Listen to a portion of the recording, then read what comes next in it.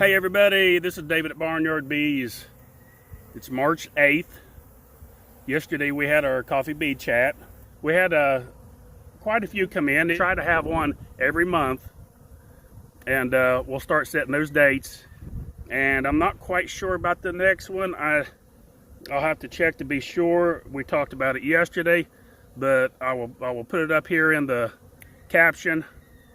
So watch out for it, and if not, I'll put it in the description.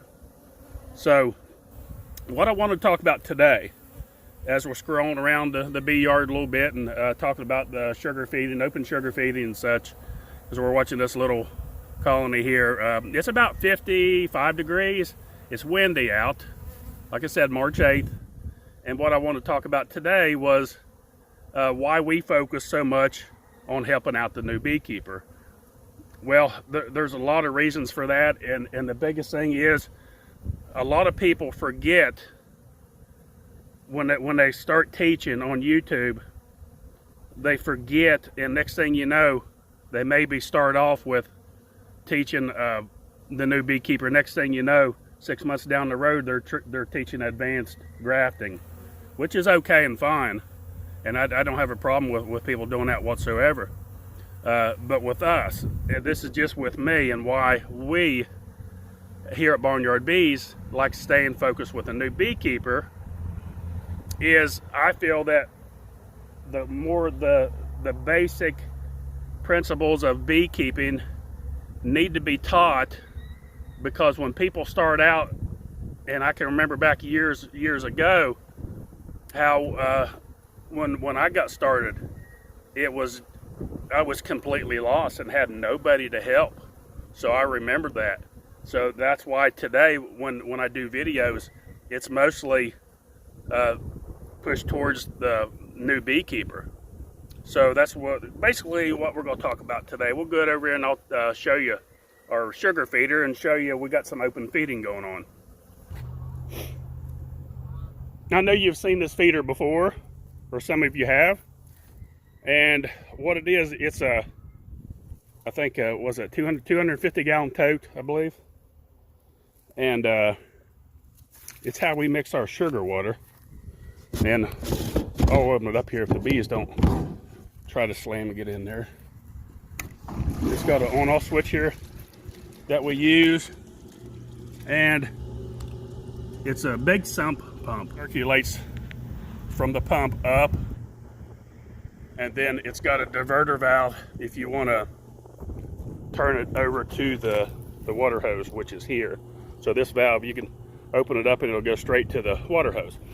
Then you can shut off the circulation here to give you 100% pressure here going out to your hose. Works very well. It suits our needs here because we feed so many bees.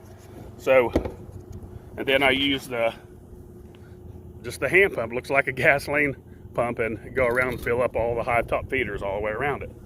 So that's our pump. In case you haven't seen it, you can make smaller versions of this. You can use like a plastic 30 gallon or a 55 gallon drum with a very small pump. You could do the same thing. That would work just as well. Or, you know, all the way down to a 5 gallon bucket with a paint stirrer. Right now we're mixing a 1-to-1 here in North Georgia. So we started off with a 2-to-1, but now after the red maple has bloomed, we went to a 2-to-1 immediately when it bloomed, and then by the 1st of March we go back to a 1-to-1. So let's go down and I'll show you our open feeders. As you can see, the bees are very hungry. These have been here a couple days. That one's about empty. That one's still about half full. So the one on the end is about empty. These two, these other two here and here have nothing in them. I haven't put anything in those yet. And you can see, and that's why probably, more than likely, why this one's about out, because it's not, the suction, the vacuum is failing on it. And you can see down here at the bottom where it's so wet. You got to be careful with this type of feeder. Sometimes that happens. Sometimes the seals go bad, the buckets fill because they'll crack and get old with weather. So that one probably needs replaced. So what I'll do the next time, I won't fill that one, but I'll fill this empty one here and see how it does. But anyway, as we're kind of watching the bees feed here and eat, I thought it was very important to focus on the new beekeeper, because they're the ones that need the help the most. They're the ones that's struggling for help and have failed colonies, and they start off, and I try to tell new beekeepers this, they start off, it looks very easy. You install your package in March, April, or whenever you install it, it builds up excellent. You're like, oh, this is easy, man. The bees are flying, they're making honey, there's nothing to this. And then as the year goes on, it gets harder and harder and harder.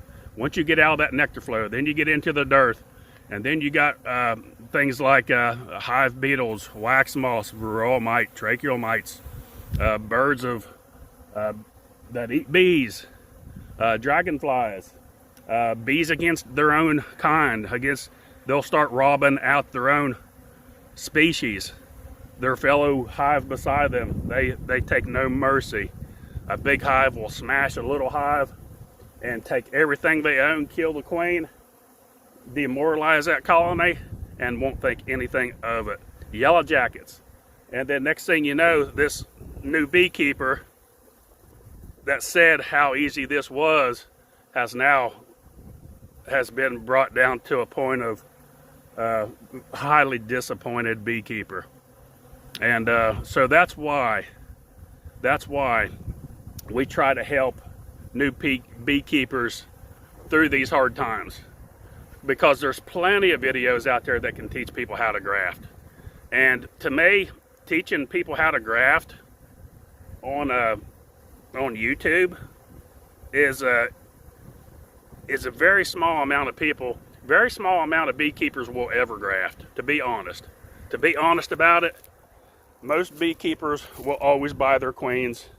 They will never make their own queens. I try to get people to do that, you know, to start making their own queens and such, but in reality, it's just not going to happen the majority of the time. So I stick with the basics.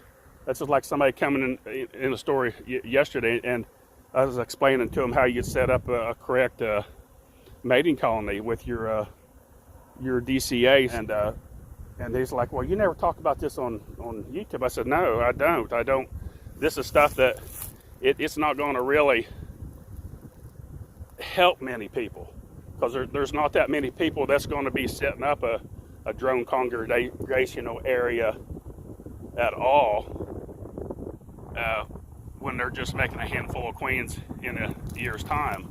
So it's just things like that, you know. I mean, we do all the complex stuff, but to me, to teach it online, it just doesn't make sense, because it's only going to touch a handful of people anyway. And then there's a lot more brand new beekeepers than there is advanced beekeepers. I can assure you that. So that is the reason that we have always stuck with the focusing on the new beekeeper. Look at Lizzie. She's crossing this runoff ditch. I think you've heard me talk about it before. It's active through the spring, and then the summer it dries out. But she's over there snooping around, walking through the water. Crazy dog. But that's the reason I wanted to explain this. I thought it was important, that because a lot of people ask, you know, how come you don't teach this and how come you don't teach that? Well, that's the reason why. And another thing I want to tell people, if you know a new beekeeper, please reach out to them and help them. Try to do everything you can do to get that new beekeeper started and help them out, give them advice.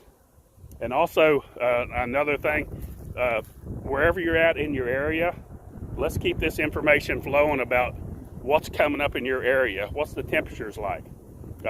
Is the nectar coming in? Is pollen coming in? What's in bloom?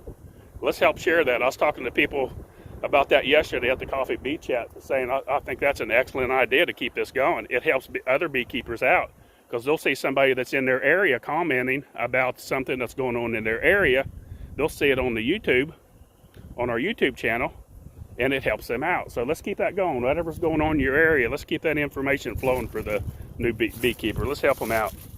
Well, that's about it. I'll stop rambling on for today, and Don't forget, we still have bees at barnyardbees.com, packages, nukes, beekeeping supplies. And don't forget, help share our videos. Let's spread these along to the new beekeeper. Like and subscribe. Thanks for watching. Barnyard Bees.